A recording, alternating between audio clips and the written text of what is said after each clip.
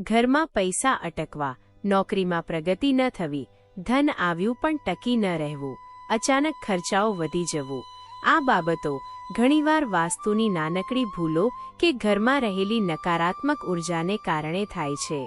પરંતુ મિત્રો, આજે જે વાત હું તમને કહેવા જઈ રહ્યો છું એ તમારા જીવનમાં ચમત્કારિક ફેરફાર લાવી શકે છે. પહેલું વિનંતી, જો તમે વાસ્તુ, અધ્યાત્મ અને સમૃદ્ધિ વિશેની સાચી અને અસરકારક માહિતી મેળવવા માંગો છો તો વિડીયોને હમણાં જ લાઇક કરી દેજો. તમારા એક લાઇકથી મારી મહેનતને બળ મળે છે અને આવા ઘણા લાભદાયક વિડીયો તમને સતત આપી શકું. આજે હું તમને 4 એવા પવિત્ર છોડ વિશે કહીશ જે ઘરમાં ધન પ્રવાહને અટકતા અટકાવતા નથી, પરંતુ તેને ગતિ આપે છે. અને સૌથી ખાસ, અંતે 5મા એવા ખૂબ જ મહત્વના છોડ વિશે જણાવીશ જેનો ઉલ્લેખ ભાગ્યે જ કોઈ કરે છે, પણ એની અસર અન્ય છોડથી 10 ગણું વધારે હોઈ શકે છે. તો અંત સુધી જોવાનું ભૂલશો નહીં.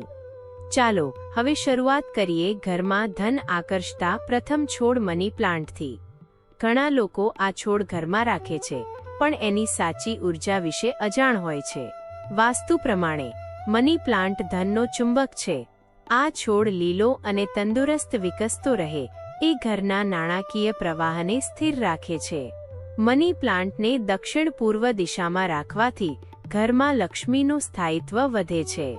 દક્ષિણ પૂર્વ દિશા અગ્નિ તત્વની છે અને પૈસા, સોનું, સંપત્તિ આ બધું અગ્નિ તત્વથી સંકળાયેલું છે.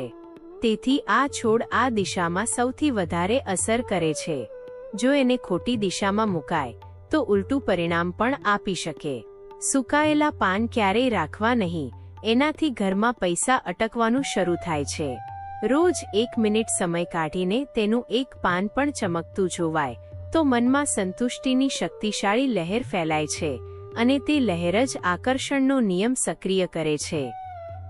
હવે આગળ વધીએ બીજા પવિત્ર છોડ તરફ, તુલસી. ઘરમાં તુલસીના માત્ર હોવા જ એક આશીર્વાદ છે. સ્વચ્છ હવા, શાંતિ, પવિત્રતા અને ઉર્જાનો પરિભ્રમણ આ બધું તુલસીથી જ મળે છે.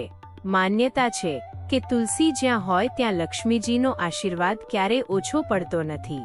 તુલસીનું એક પાન ઘરની નકારાત્મક ઉર્જાને નષ્ટ કરે છે અને નવા પ્રસન્ન વાઇબ્સને જન્મ આપે છે. વાસ્તુ પ્રમાણે તુલસી હંમેશા પૂર્વ દિશામાં જ રાખવી.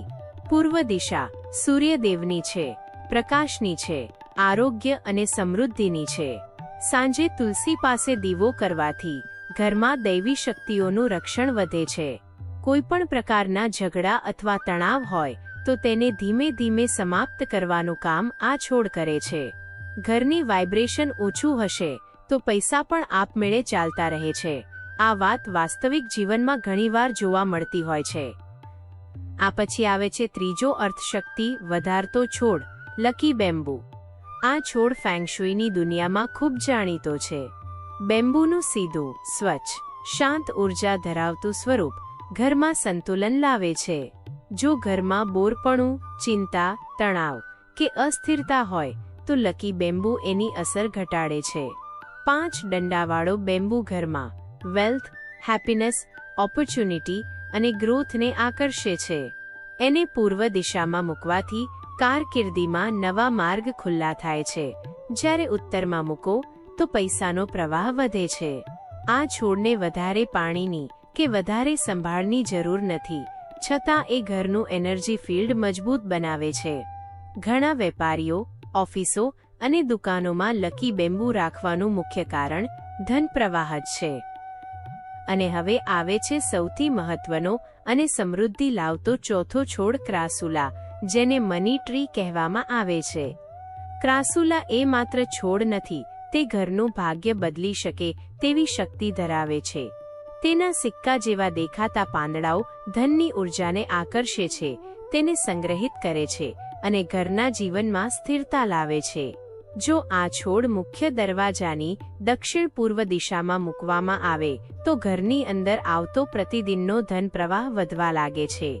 ઘણા લોકો કહે છે કે ક્રાસુલા રાખ્યા પછી અચાનક નોકરીમાં પ્રગતિ મળી, વ્યવસાયમાં વૃદ્ધિ જોવા મળી કે ઘરમાં બચત વધવા લાગી. આ છોડ ઓછું પાણી માંગે છે, સરળતાથી વધે છે અને લાંબા સમય સુધી ધનની પ્રતિકાત્મક ઉર્જા જાળવી રાખે છે. જો તે સુકાઈ જાય તો તરત બદલવો જોઈએ, કેમ કે તે ધનના પ્રવાહમાં અવરોધ દેખાડે છે એવું માનવામાં આવે છે. હવે મિત્રો, સમય આવી ગયો છે પાંચમા અને સૌથી રહસ્યમય છોડ વિશે વાત કરવાનો, અશ્વગંધા. આ છોડનું નામ કદાચ તમે ઔષધિ તરીકે સાંભળ્યું હશે, પરંતુ વાસ્તુમાં એની એનર્જી અત્યંત શક્તિશાળી માનવામાં આવે છે. અશ્વગંધા ઘરમાં શક્તિ, સ્થિરતા, આત્મવિશ્વાસ અને દૃઢતા લાવે છે. આ ગુણો એ દરેક ઘરે ખૂબ જરૂરી છે જ્યાં પૈસા ટકતા નથી, કારણ કે ઘણા ઘરોમાં પૈસા તો આવે છે, પરંતુ માણસની એનર્જી નબળી હોવાને કારણે પૈસા રોકાતા નથી. અશ્વગંધા આ એનર્જીને મજબૂત બનાવે છે. વાસ્તુ મુજબ આ છોડ ઉત્તર પૂર્વ દિશામાં મૂકવામાં આવે તો ઘરમાં દેવત્વની રક્ષા વધે છે અને અરૂપ અવરોધો દૂર થવા લાગે છે. કહેવાય છે કે આ છોડ ઘર પર કોઈ અદૃશ્ય નકારાત્મક પ્રભાવ હોય તો તેને નષ્ટ કરે છે. એટલે ઘણા ઘરોએ આ છોડ રાખ્યા પછી અચાનક મુશ્કેલીઓ ઓછી થવા લાગી, નોકરીમાં અવરોધ દૂર થયા અને નાણાકીય સ્થિરતા મળતી ગઈ. મિત્રો, અંતે એક મહત્વની વાત, આ બધા છોડ માત્ર શણગાર કે હરિયાળી માટે નથી. આ છોડ કુદરતના ઉર્જા સ્ત્રોત છે. ફક્ત ઘરમાં મૂકી આપો એટલું પૂરતું નથી. દરેક છોડને પ્રેમથી, કાળજીથી અને સકારાત્મક ભાવથી જુઓ. જ્યારે તમે આ છોડોને જાળવો છો ત્યારે તમે તમારી જ ઉર્જાને જાળવો છો. અને જ્યાં ઉર્જા મજબૂત હોય ત્યાં પૈસા, તકો અને સફળતા આપમેળે આકર્ષાય છે.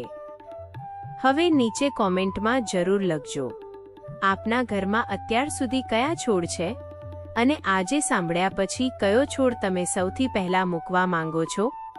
જો આ વિડિયો તમને ઉપયોગી લાગ્યો હોય તો લાઇક, શેર અને સબસ્ક્રાઇબ કરવાનું ક્યારેય ભૂલશો નહીં. જય શ્રી લક્ષ્મી માતા.